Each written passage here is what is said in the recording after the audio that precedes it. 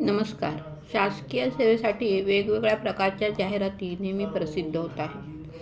त्यातच आता एक मेगा भरतीची जाहिरात ऑनलाईन अपलोड करण्यात आलेली आहे आणि ती आहे इंडियन पोस्टल सर्व्हिसची, म्हणजे भारतीय डाक सेवेची, सेंट्रल गव्हर्नमेंटची सेवा आहे ही. आणि मेगा भरती म्हणजे किती पदांची जाहिरात आहे ही? 21,000पेक्षा जास्त पदांची जाहिरात आहे. आणि पदाचं नाव आहे GDS, अर्थात ग्रामीण डाक सेवक असं पदाचं नाव आहे. आणि या पदाच्या लोकांना काय काम करायला लागतं तर घरोघरी जाऊन डाक देणं, म्हणजे टपाल देणं किंवा ती काय मेल असतील ते देणं. तसेच ऑफिसमध्ये बसून स्टॅम्प किंवा जी पोस्टाची जी स्टेशनरी असते, जसं आंतरदेशीय पत्र असू दे, पाकिट असू दे किंवा स्टॅम्प्स असू दे, हे वाटायचं. पोस्टमास्टर जे सांगतील ऑफिशियल काम ते करायचं. तसेच डिपार्टमेंट जे वेळोवेळी सांगतं काम ते करायचं. अशा प्रकारची ती काम असतात. आणि यांना पगार 10 ते 30 हजारापर्यंत असतो. आणि तो पगार म्हणजे असा एक प्रकारचा आहे की तुम्ही जर ओव्हरटाईम केलं तर त्याप्रमाणे तुम्हाला पगार वाढेल, अशा प्रकारचा हा पगार. एकंदर सगळं व्यवस्थित आहे म्हणजे. आणि मुख्य म्हणजे काय आहे की जी पदभरती होणार आहे ही परीक्षेशिवाय होणार आहे. ती तुमची कुठल्याही प्रकारची तोंडी किंवा लेखी परीक्षा घेतली जाणार नाही. तर मग कशी होणार आहे ही भरती? तर ती तुमच्या 10वीच्या मार्कावर होणार आहे. म्हणजे 10वीच्या मुख्यतः इंग्लिश आणि मॅथमॅटिक्सच्या मार्कावर ही पदभरती होणार आहे.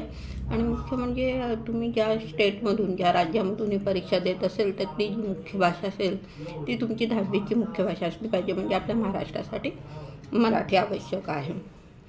याची जी वयोमर्यादा आहे ती जनरलसाठी 18 ते 40 आहे. आणि जे SC/STसाठी ती 5 वर्षाची, ती म्हणजे 45पर्यंत देऊ शकतात. आणि OBCसाठी 3 वर्ष शिथिल आहे आणि अपंगांसाठी 10 वर्ष शिथिल आहे. मात्र तुम्ही कुठलीही सवलत घेता तेव्हा त्याची कागदपत्र तुमच्याकडे असणं आवश्यक आहे. आणि त्याचबरोबर तुम्हाला सायकल चालवता येणं ही आवश्यक क्रायटेरिया यात आहे. तर ही जेव्हा तुम्ही अपलोड करणार तुमची माहिती त्या वेबसाईट मी डिस्क्रिप्शन बॉक्समध्ये दिलेली आहे, तिकडे जाऊन तुम्ही ती बघा. तेव्हा त्यात तुमचं ईमेल, नंतर फोन नंबर आणि इतर माहिती भरायची. आणि तसंच तुमच्या कॅटेगरीप्रमाणे तुम्ही फी भरायची आणि ती अपलोड करायची. तिची मुदत 3 मार्चपर्यंत आहे.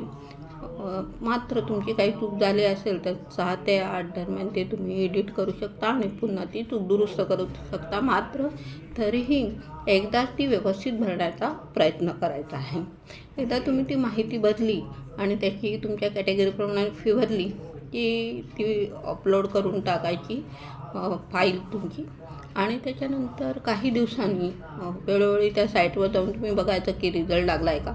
काही दिवसांनी जे कॅन्डिडेट असतील, जे सिलेक्टेड असतील, त्यांची यादी प्रसिद्ध होईल. ती तुम्हीच वेळोवेळी जाऊन बघायचं आहे की रिझल्ट लागला का. ती जबाबदारी पोस्टल खात्याची नाही आहे. आणि जे सिलेक्टेड कॅन्डिडेट असतील, जे उमेदवार असतील, जे सिलेक्ट झाले असतील, त्यांना पुन्हा एकदा सगळी कागदपत्र सबमिट करावी लागणार आहेत. आणि अशा प्रकारे अगदी सोपी प्रक्रिया आहे. त्यामुळे जास्तीत जास्त मराठी मुलं-मुलींनी ही जी प्रक्रिया आहे ती पार पाडावी. आणि मुलींनीही हे आत आपला सहभाग नोंदवावा की मुली या मुलांच्या बरोबरीने सर्व क्षेत्रात आहेत. त्यामुळे हे फील्ड वर्क आहे, त्यामुळे हे नको असं न करता मुलींनी पण हे अपलोड करावं असं माझं मत आहे. त्यामुळे जास्तीत जास्त लोकांनी हे फॉर्म 3 मार्चपर्यंत अपलोड करावे.